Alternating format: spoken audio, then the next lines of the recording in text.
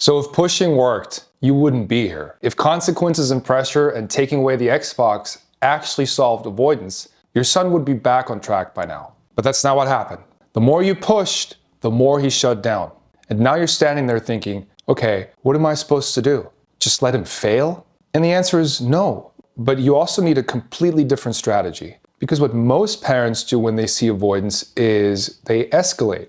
They give more reminders, they have longer talks about responsibility, they compare the kid to his peers who are doing fine. They frame the avoidance as a character issue, laziness, lack of discipline, immaturity, and all of that makes sense from the parent's perspective because it feels like you're addressing the problem. But from the kid's nervous system perspective, you're just adding more pressure to a system that's already in protection mode. You're making the stove hotter. So let me give you a different approach. Instead of trying to push him through the avoidance, you're going to focus on 3 things: lowering the entry cost of starting, shrinking the exposure window, and ending early with success. And I know that probably sounds counterintuitive because it feels like you're lowering standards and letting him off easy, but that's not what's happening. What you're doing is rebuilding trust in the process of effort itself. You're teaching his nervous system that starting something doesn't automatically lead to overwhelm or failure or shame. The best analogy I've got for this is physical rehab. If someone tears their ACL and they're in recovery, you don't rebuild strength by making them max out on squats. You rebuild trust in movement. You start with small controlled motions that don't trigger pain or fear. You end the session before they're exhausted. You leave some energy unused, if you will. And over time, the body learns that movement is safe again. That's when you can start increasing load. But if you try to skip that phase and just push them to perform, they're going to re-injure themselves or develop compensatory patterns that make everything worse. That's what you're doing with avoidance. You're not trying to get your son to finish the big thing. You're trying to get his nervous system to learn that starting is safe. And the way you do that is by making the start so small that it feels almost pointless. Here's a concrete tool. I call it the 5-minute start. You define the task so narrowly that it's almost embarrassing. Not do your homework, not even do one math problem. It's open your laptop and look at the assignment for 5 minutes. That's it.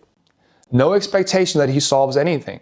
No requirement that he writes anything down. Just look at it and then stop. Before overwhelm, before the anxiety kicks in. Now, parents hate this because it feels like you're accomplishing nothing. Like, what's the point of opening the laptop if he's not actually doing the work? But here's what you need to understand. Avoidance is a memory, not a mindset. His system remembers what happened the last time he tried to engage with schoolwork. It remembers the overwhelm, the confusion, the sense of inadequacy. And so the moment he thinks about starting, his brain floods him with all of that remembered feeling, and he shuts down before he even begins. The 5-minute start interrupts that pattern. You're creating a new memory, a memory where he engaged with a task and nothing bad happened. He didn't fail. He didn't get overwhelmed. He didn't expose himself as incompetent. He just looked at the assignment for 5 minutes and then stopped. And if you do that consistently, day after day, his system starts to learn starting doesn't equal danger. Starting is just starting. And here's the thing that surprises parents. Once the entry cost is low enough, kids often keep going on their own. Not always, but often. Because the real barrier wasn't the work itself. It was the anticipated feeling of starting. Once they're past that threshold and they realize it's not as threatening as their system predicted, momentum can take over. But you can't force that. You can't say, okay, now that you've started, you might as well finish. That defeats the whole purpose. You have to let him stop at 5 minutes, even if it feels premature. That's how you build trust. Let me give you a concrete example. I worked with a family a while back where the kid, we'll call him Ethan, was refusing to do any written assignments. He'd sit at his desk for hours, staring at the blank page, doing nothing. His parents tried everything. Bribes, consequences, sitting with him, leaving him alone. Nothing worked. By the time they came to me, they were convinced he was just being defiant. But when I talked to Ethan, it was clear he wasn't being defiant. He was terrified. He'd internalized this belief that his writing was bad, that teachers thought he was lazy, that every sentence he wrote was going to expose him as not smart enough. So his system had learned to protect him by preventing him from writing at all. Better to look like he's not trying than to try and prove he's not capable. So we implemented the 5-minute start. For the first week, the only rule was open the document, read the prompt, and write 1 sentence. That's it. It didn't have to be a good sentence. It didn't have to be the opening sentence of the essay. Just 1 sentence, anything related to the topic. Then close the laptop.